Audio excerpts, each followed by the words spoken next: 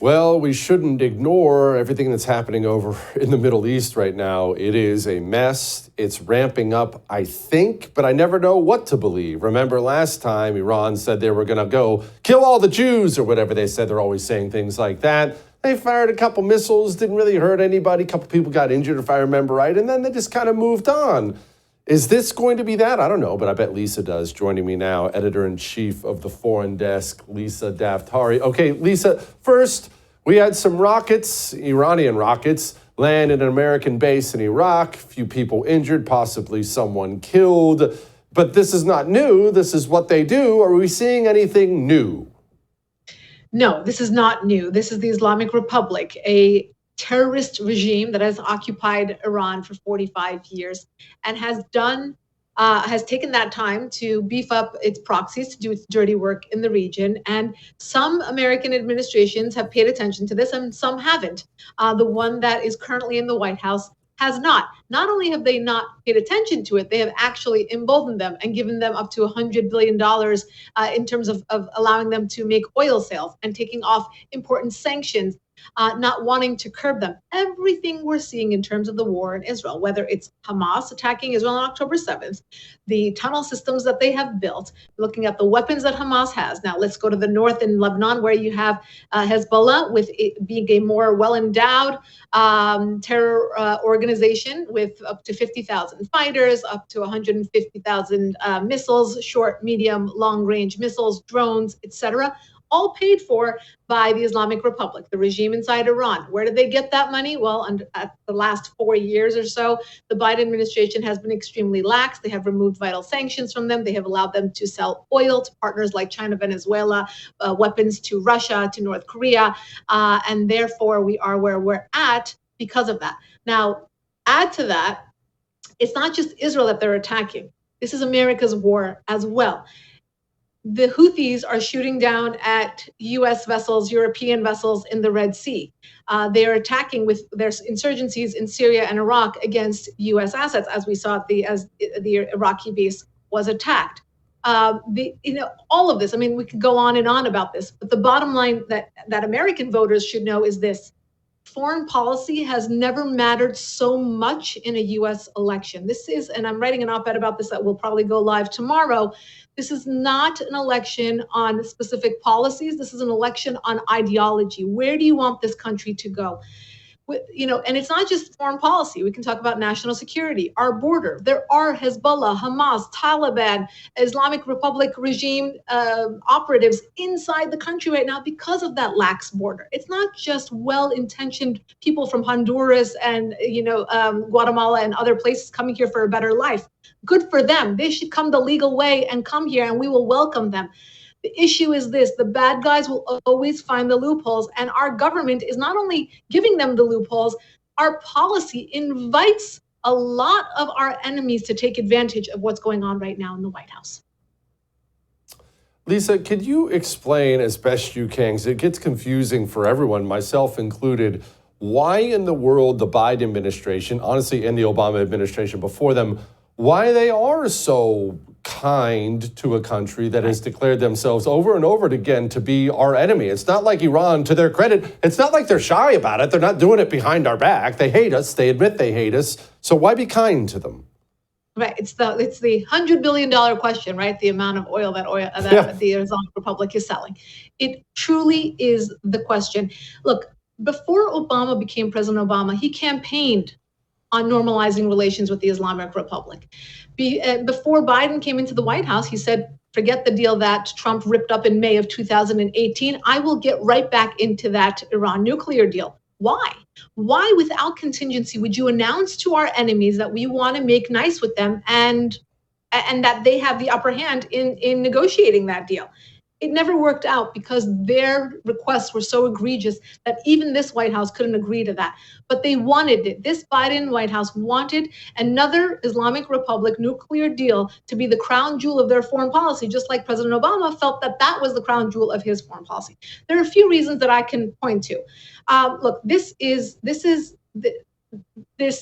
philosophy, ideology, whatever you want to call it. It started actually with President Carter. He's the one who ushered in the Islamic Republic. If you talk to any Iranians who are upset about this revolution happening in Iran, upset about the Shah being toppled and this government coming in, they will equate their grievances with President Carter really having a hand in the toppling of the Shah. And of course, it's very nuanced. There's a million other factors here, but we all have to agree that the posturing of the American president or the White House has a lot to do with how the dominoes fall all around the world.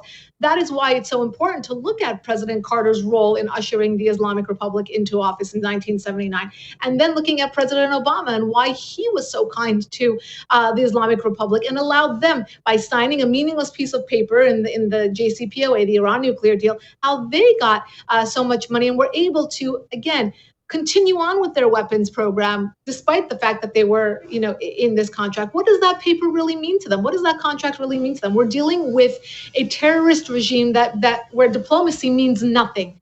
Now, these three Democrats who I mentioned, they want to use diplomacy to normalize relations with a regime that cannot be trusted. And that is exactly why, love him or hate him, for the 4 years when Trump was in office, he enforced a maximum pressure campaign against Iran's regime, where there were meaningful sanctions, where we pulled out of the Iran nuclear deal.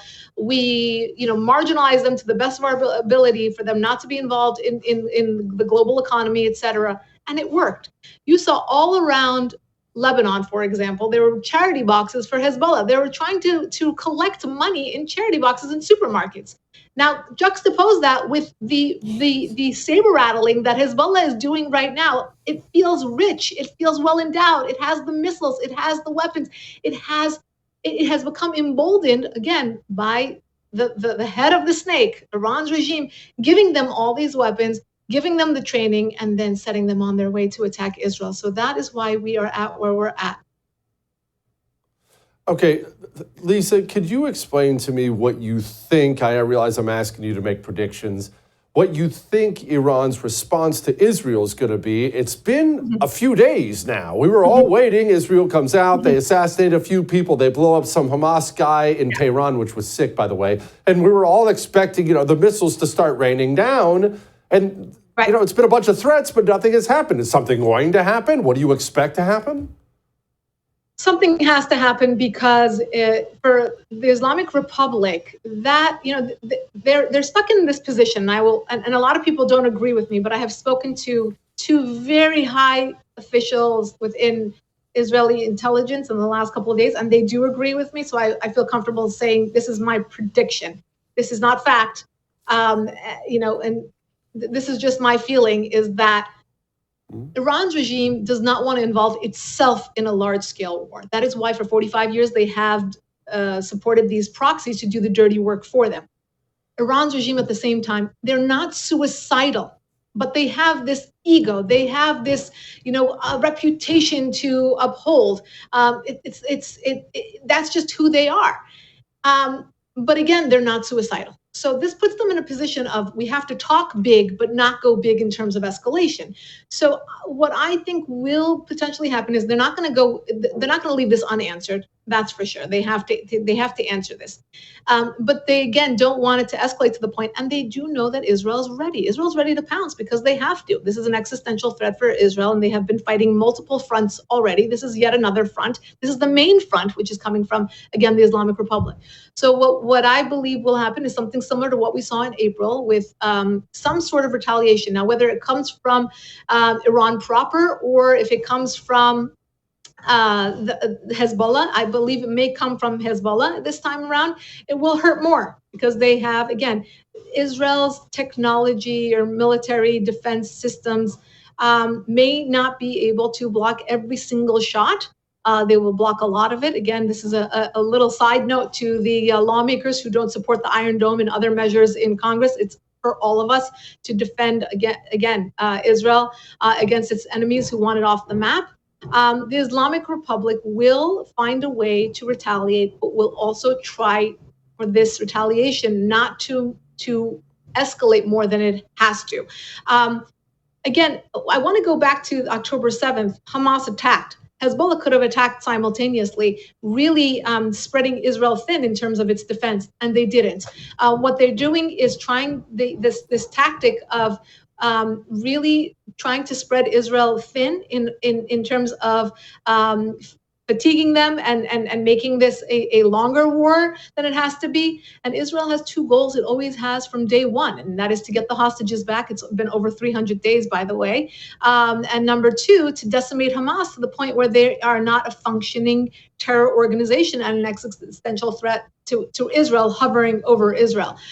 So to that end, they have not gotten all the hostages back. Many of them have been killed, and they haven't been able to come to an agreement. So, crazy times. I know the people who were on the streets of the United States and Europe yelling ceasefire, ceasefire are no longer yelling ceasefire because they know it's in Hamas's hands.